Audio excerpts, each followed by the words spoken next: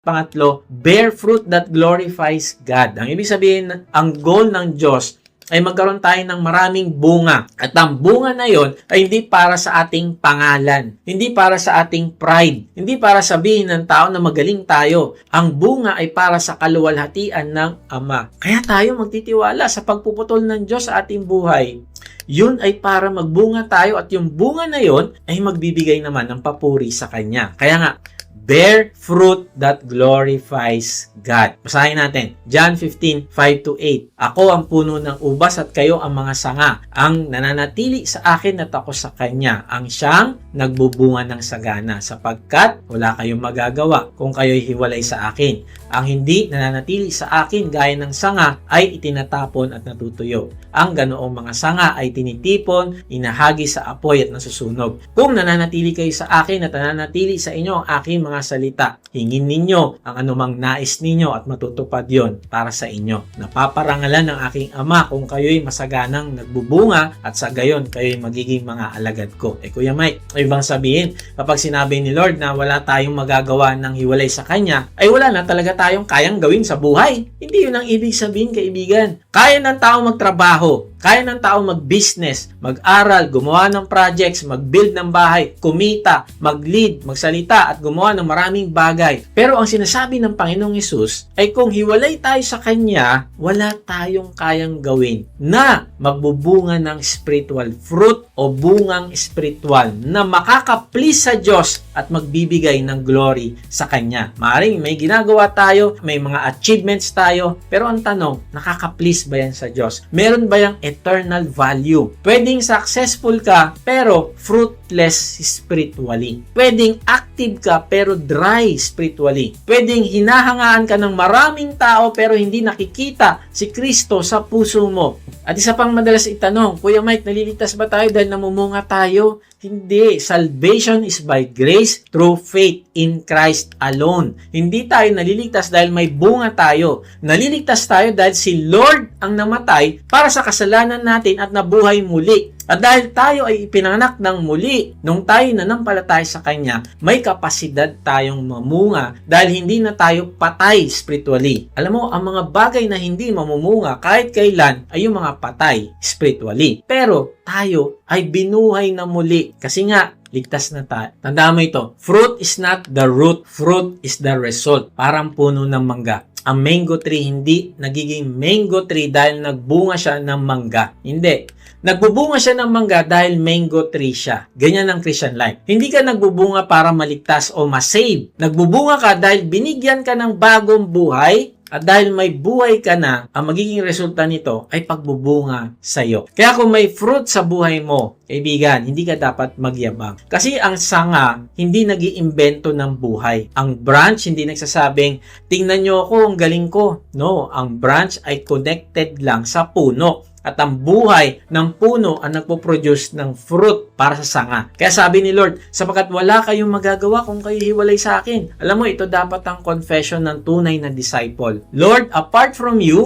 wala akong tunay na bunga. Apart from you, ang pagmamahal ko nauubos. Nagiging mas masungit ako. Apart from you, ang patience ko manipis. Apart from you, ang forgiveness ko conditional. Apart from you, ang service ko nagiging performance na lang. Apart from you, ang holiness ko nagiging self-righteousness. Apart from you, ang ministry ko nagiging platform na lang at ako ang inaangat nito, hindi na ikaw. Kaya sabi ni Spurgeon, I can do nothing without my master. Ang mature Christian, hindi yung nagsasabing, kaya ko na yan, matagal na ako sa ministry eh. 5 taon na nga ako. No, ang nagmamature na Christian ay yung mas lalo niya naiintindihan na, Lord, kailangan kita. Wala po akong magagawa. Kailangan po kita. Kaibigan, alalahanin mo na hindi kahinaan ng umasa sa Panginoong Hesus, kundi ito ay patunay lang na alam mo kung saan nanggagaling ang tunay na buhay. May grupo ng explorers na naghahanap ng isang tribe sa Africa. Habang naglalakbay sila, may nakita sila mga tao na matagal nang nakatira sa tabi ng isang ilog. Pero nakakapagtaka, yung tubig ng ilog ay sobrang polluted.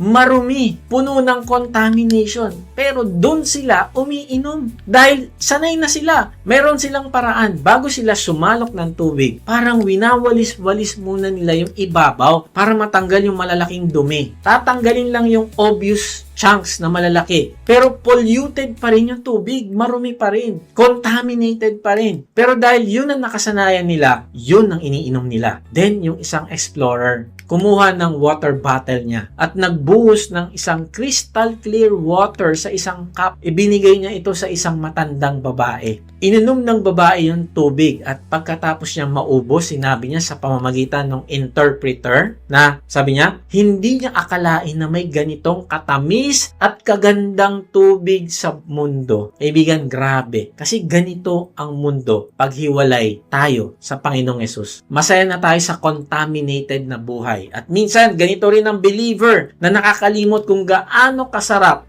ang living water ng Panginoong Yesus. Sanay na tayo sa polluted na ilog. Sanay na tayo sa lumang buhay kaya binabalikan. Sanay na tayo sa dating habits. Sanay na tayo sa pagiging violente. Sanay na tayo sa pagnanasang laman. Sanay na tayo sa pride. Sanay na tayo sa compromise. Sanay na tayo sa approval ng tao. Sanay na tayo sa sariling control. At anong ginagawa natin? Tinatanggal lang natin yung malalaking dumi. Tinatanggal lang natin yung obvious. Ayaw nating mahalata. Ayaw nating masyadong marumi tignan. Kaya inaayos natin yung image natin. Nagpo-post tayo ng Bible verses sa social media. Uma-attend tayo ng worship para makita naman tayo, no? Present tayo doon ng mga kapatiran na kilala natin. Kumakanta tayo, nagsiserve tayo, pero yung source na iniinuman ng puso natin, polluted pa rin. Kaya hindi tayo lumalago. Hindi dahil walang living water na ino-offer ang Panginoong Yesus. Hindi dahil kulang ang grace ng Diyos. Kundi minsan, hindi tayo lumalago kasi mas mahal nating manatili kung nasan tayo ngayon. Kahit hindi na ito nakakatulong sa atin. Mahal natin yung attachment sa lumang buhay. Kaibigan, bakit ka babalik sa polluted water kung natikman mo na ang living water ng Panginoong Yesus? Kaibigan, bear fruit that glorifies God. Hayaan mo na mamunga ka upang mag-glorify mo ang Diyos. Ang puno ng mangga hindi namumunga para kainin ng sarili niyang bunga. Tama ba? Hindi niya sinasabing, akin to lahat. Kakainin ko to. No. Namumunga siya para may mabusog, may makinabang, may makakita na buhay yung puno. Ganyan din ang fruit sa buhay natin. Ang bunga sa buhay mo, hindi para sambahin ka ng tao, kundi ito ay para makita nila ang kabutihan ng Diyos. Ang patience mo sa pamilya, hindi ito para sabihin nilang, ang bait-bait mo naman. No, kundi ito ay para makita nila ang grace ng Diyos. Ang integrity mo sa trabaho, hindi para gawin kang idol ng mga kasamahan mo, kundi ito ay para makita nila na may Panginoon kang sinusunod. Ang forgiveness mo sa taong nanakit sa'yo, hindi para maging hero ka.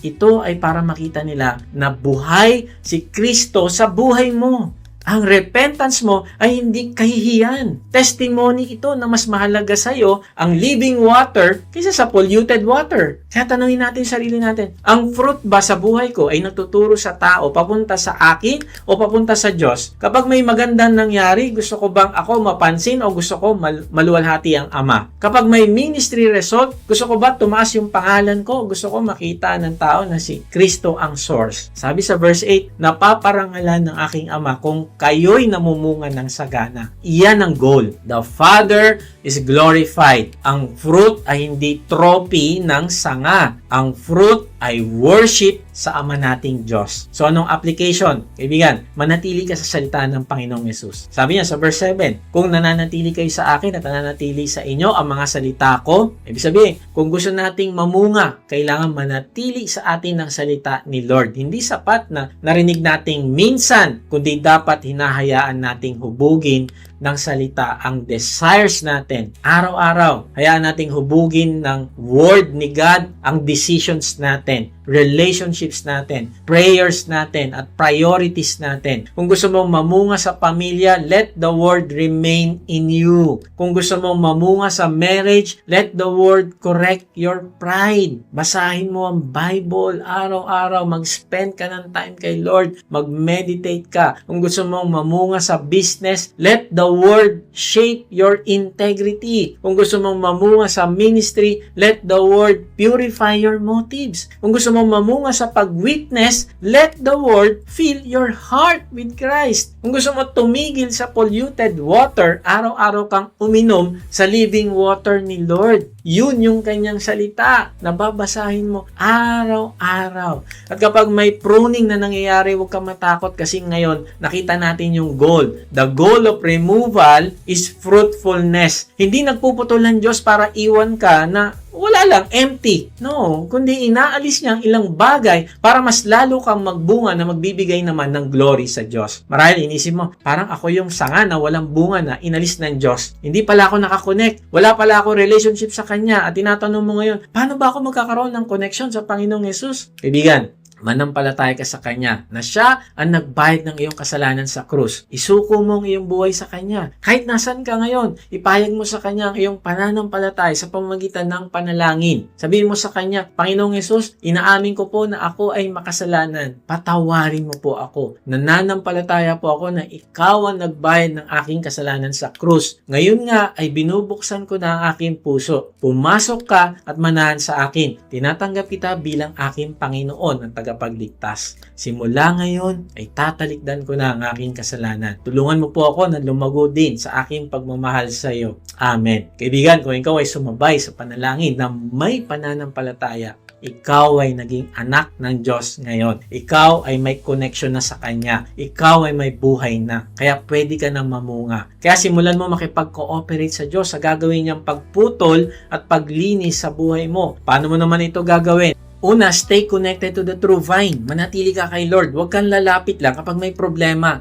Makinig ka sa Kanyang tinig. Makinig ka sa Kanyang salita. Bumalik sa prayer, bumalik sa obedience, kasi hindi ka mamumunga sa sarili mong lakas. Pangalawa, trust the Father's pruning. Kapag may tinatanggal ng Diyos, huwag agad isipin na rejection yon. Minsan pruning yon, minsan protection, minsan preparation, minsan nililinis niya yung pride, selfishness, hidden sin, bitterness at mga bagay na humahadlang sa paglago mo. Masakit ang pruning, pero nasa kamay ito ng Ama na nagmamahal sa iyo. Kaya huwag kang lumayo habang nililinis ka niya. Pangatlo, bear fruit that glorifies God. Hindi tayo namumunga para ipagmalaki ang sarili. Namumunga tayo para makita ng tao ang kabutihan ng Diyos. Ang fruit ay hindi root ng salvation. It is the result. Hindi ka niligtas dahil namunga ka. Mamumunga ka dahil binigyan ka ni Kristo ng bagong buhay. Kaya iwan mo na yung polluted water ng old self. Uminom ka sa living water ng Panginoong Yesus. Hayaan mo makita sa buhay mo ang repentance, love, obedience, humility, forgiveness, purity, generosity, at witness. Kaya nga, stay connected while God removes. Manatili kay Kristo habang may inaalis ang Diyos. Magtiwala habang nililinis ka ng Ama at mamumunga ka para sa Kanyang kaluwalhatian. God bless.